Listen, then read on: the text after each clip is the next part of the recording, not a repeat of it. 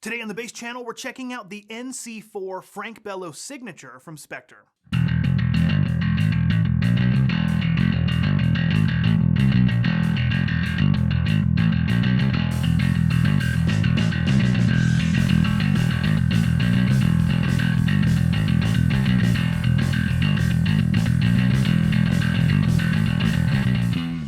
Frank Bello, best known as the bassist for Anthrax, has joined forces with Spector basses to develop an all-new instrument dubbed the NC-4 Frank Bello. This bass is inspired by both Spector's rich history and iconic American bolt-on bass design. With its refined shape, radius top, and uniquely contoured neck heel, the NC-4 plays like a dream, offering a nimbler and more playable approach to the classic bolt-on platform.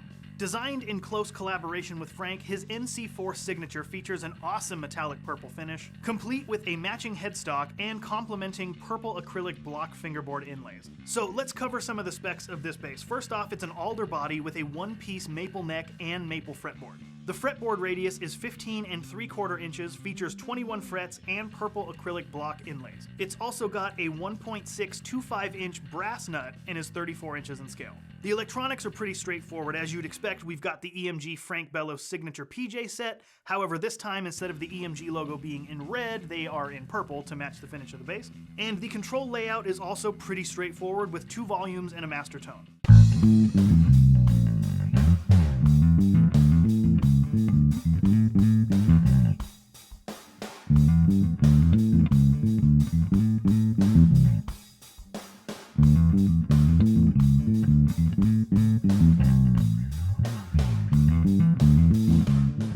Okay, so now that the specs and the marketing read is out of the way, let's actually talk about this instrument. So this bass debuted at the NAMM Show 2025, and as you'd expect, Frank Bello was at the Spector booth ready and willing to talk to anybody who had any questions about this model. So while I was there, of course, naturally, I got some video with Frank. If you haven't seen it, here's the clip, just as a quick refresher. This bass is a vintage style looking bass. If you notice, you can compare it with other Spectors. This is a different style, different look to it. It's more of a classic style looking bass. It's got alder wood for the resonance, which I love. This is my very special neck that I've designed myself. If people like what I do, please check this out. I think this is the best neck. I've had a lot of basses in my life. This is my best neck I think I've ever had. My friend Dave Ellefson, if you know Dave Ellefson from Megadeth, formerly of Megadeth, he just came in here, checked this bass out. The first thing he said to me, he goes, "This neck." That for me means everything. And that was me for the day. I'm good because Dave just said that about the neck of this bass. So it's about the feel.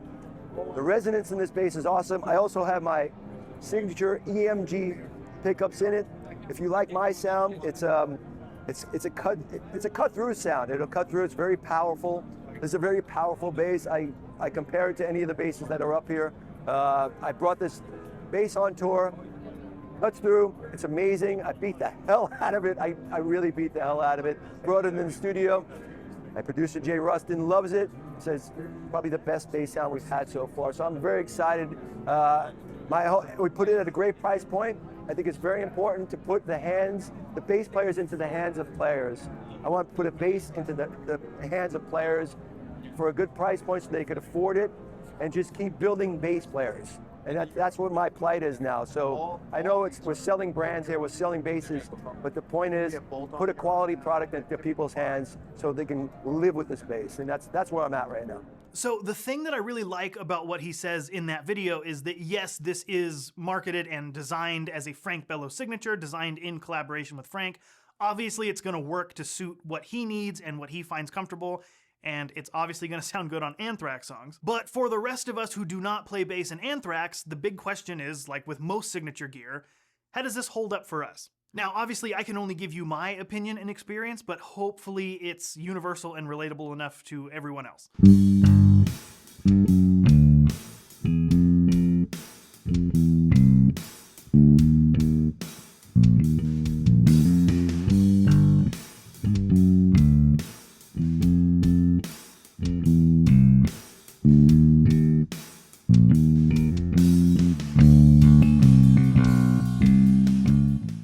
If I'm technically allowed to say this or not, but I know that this is burning on the tip of your tongue. Yes, it's kind of Spector's version of one of these F-word basses back here.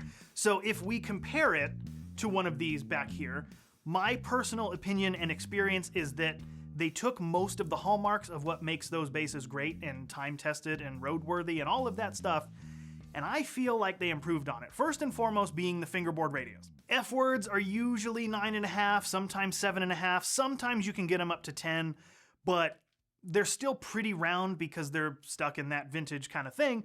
Whereas when you get up to, 10 is cool, 12, 15, 24, you can get real flat. And this one being at just under 16-inch radius feels very comfortable in my hand. Now, I know everyone's different. Some people like the more vintage round feel. I'm not a speed player in the Billy Sheehan sense, but just traversing the neck, whether you need to go from 3rd fret E to 7th fret D, whatever you need to do, the flatter radius for me just makes traversing all of those notes much more comfortable.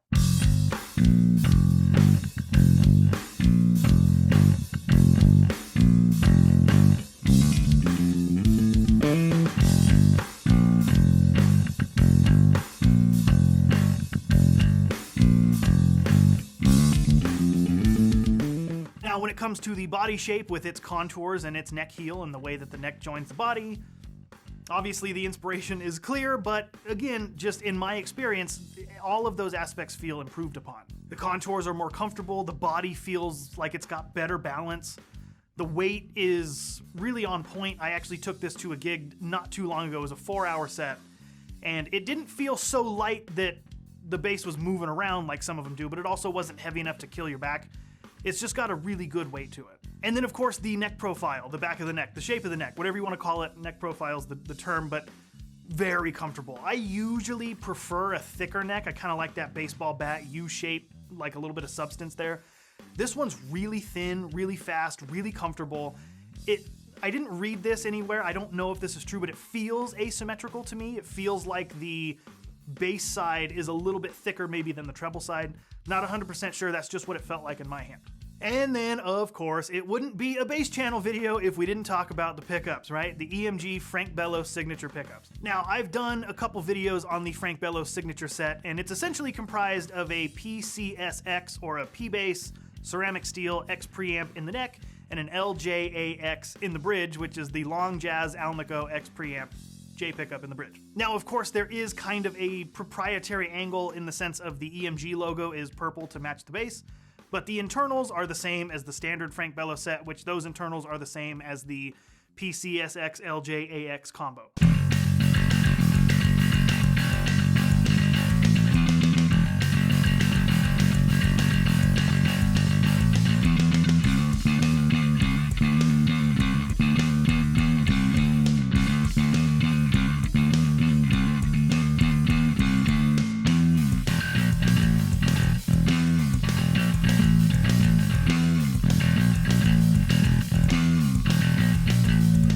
I have that pickup set in one of the basses that you can't see. It's just off camera, but hanging here on the wall. And of course, Josh has a set in one of his basses, and they sound phenomenal in both of them, honestly. Like, it's a really good pickup set. Now, I know I'm gonna sound a little biased here because I clearly have an affinity for EMG, but I mean, honestly, these EMG PJ, the Frank Bello specifically, but really any EMG PJ, they're gonna cover all the same ground that the vintage PJs that you've come to expect will cover, but again, just there's no other way to put it. They're just kind of improved. They're more powerful and they give you kind of more of everything. But I can geek out about EMG all day. I've actually done it multiple times if you want to go watch those videos. This video is about specifically the Frank Bello NC-4 Spector. And yes, it is a Frank Bello signature model. Frank Bello plays for Anthrax, but after really putting this bass through its paces, while it does excel in giving you a bright tone to cut through the mix of heavy rock and metal, it does pretty much everything. I mean,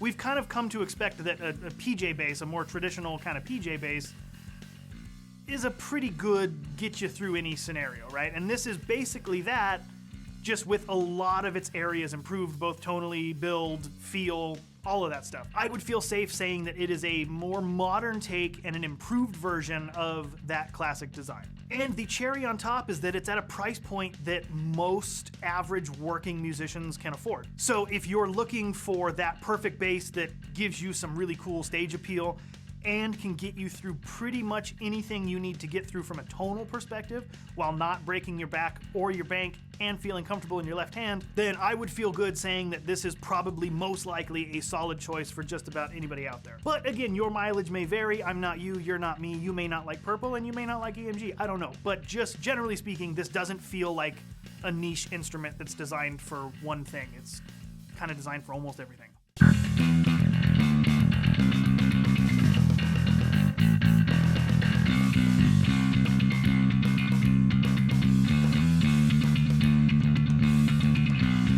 Okay, so my camera is telling me that I'm running out of memory card space, so it looks like that's all I have to say about the NC-4 Frank Bello signature bass from Spector.